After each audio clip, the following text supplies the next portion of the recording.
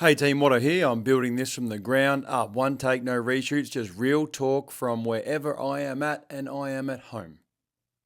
Home on this Friday night, 10:24 p.m. These videos are raw on purpose because confidence and impact come from showing up, not being perfect. If it helps me, it might help someone else too. I don't think this imperfect video is really going to help anyone, but I just thought I'd open up because on what I have learnt recording YouTube videos. I think I'm up to video number 20 now. So what I do is I nearly caught myself saying in a sense. So what I do is I record a YouTube video and then cut it into little segments and then put them as reels and shorts. And so I've got 20 videos, but I've got about 60 or 70 videos as a whole. So what have I learnt about recording these YouTube videos? It is hard. It is really hard work to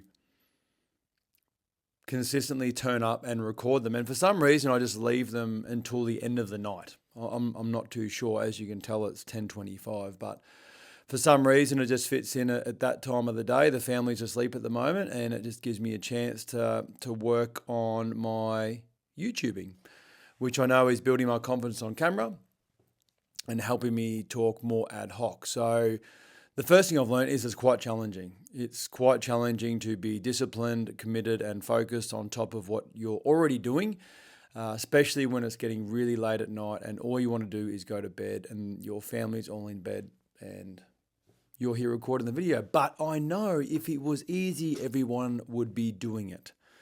What else have I learned about YouTubing videos?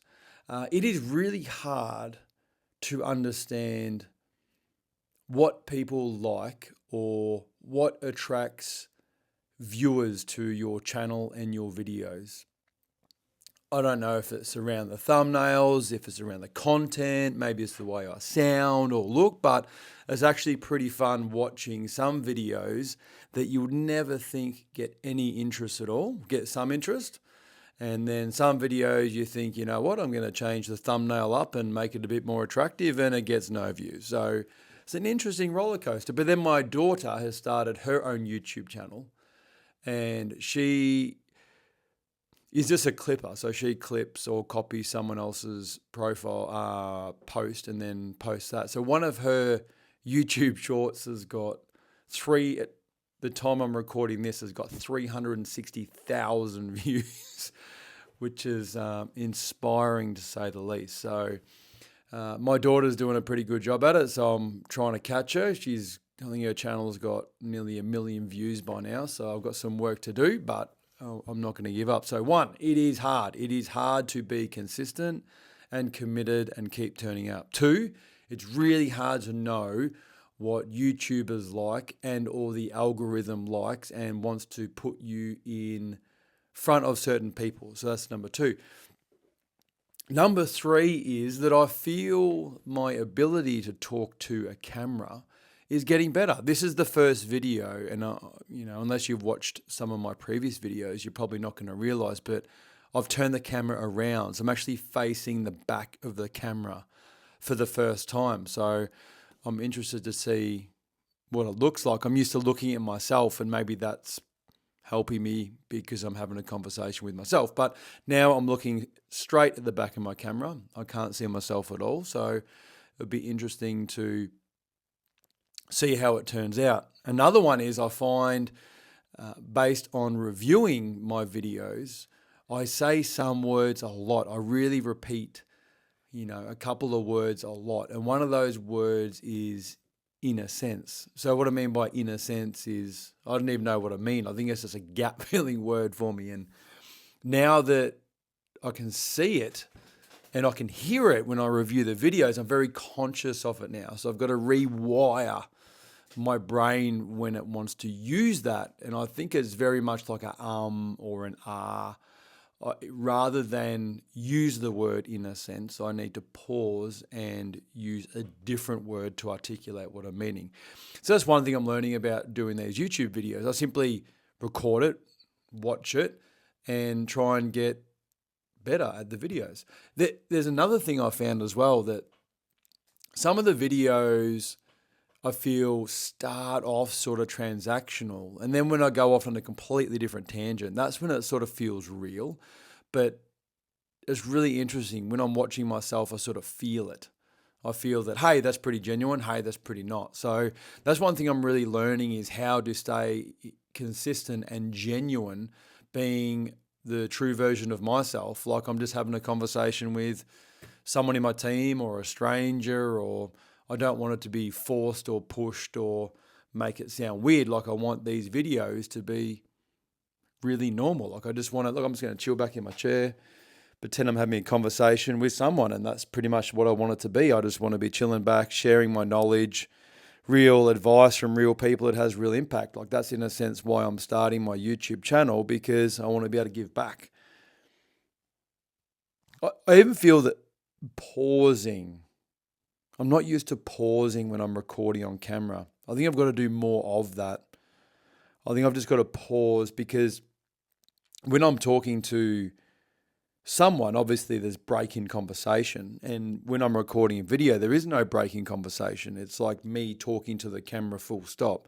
So maybe by introducing some breaks and strategic pauses may help make it seem a bit more real, enhance the viewer's experience. Don't know.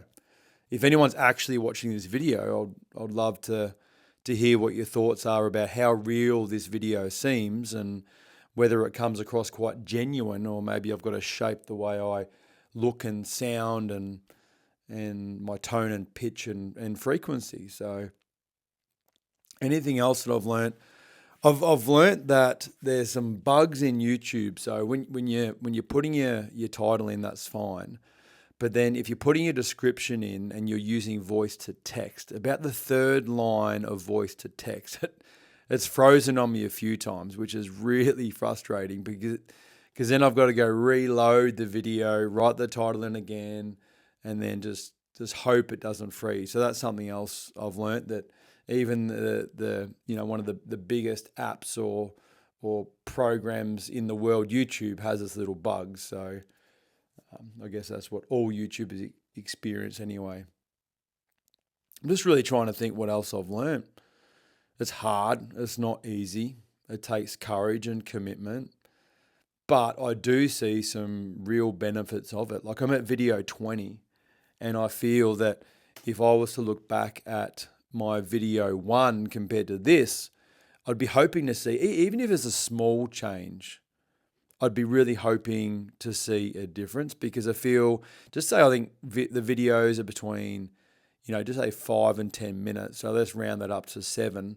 So that's 140 minutes of recording to my phone to put it on YouTube. So I've learnt this from Stephen Bartlett, his book, 33 Laws of Business. He talks about one law being Kaizen. So Kaizen's a philosophy and a methodology about just taking the small wins consistently over a long period of time, and you will see success. So I'm definitely having a Kaizen approach to this, which is just chipping away, working the skills, building the skills, because I feel this is by far one of the weakest parts of my game. So I think that's working very well for me. I'm enjoying doing it, like even though it's hard. One of the reasons I'm enjoying it is because the amount of times my brain has said, just don't do it. You don't need to do it tonight. Like what? You can just go to bed and you'll be fine. But then I think, man, like this is a 20th night in a row that I've done this. And if I didn't do it tonight, I've just wasted 19 days in a row where I've done this, and I've done them in some pretty tired states. So I'm thinking, if I'm going to go to bed now, why didn't I go to bed back then? So I'm committed. I'm doing these videos. I'm committed. So sometimes I struggle to publish the video on.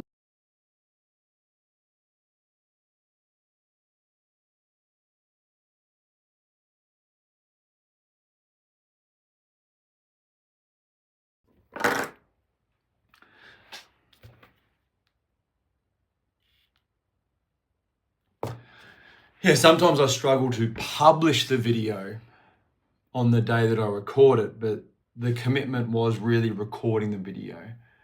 Because at the moment it's 10:34, and if I was to I'm recording the video. If I was to, in a sense, publish it, I'd be up for another, half an hour, and I really need some sleep.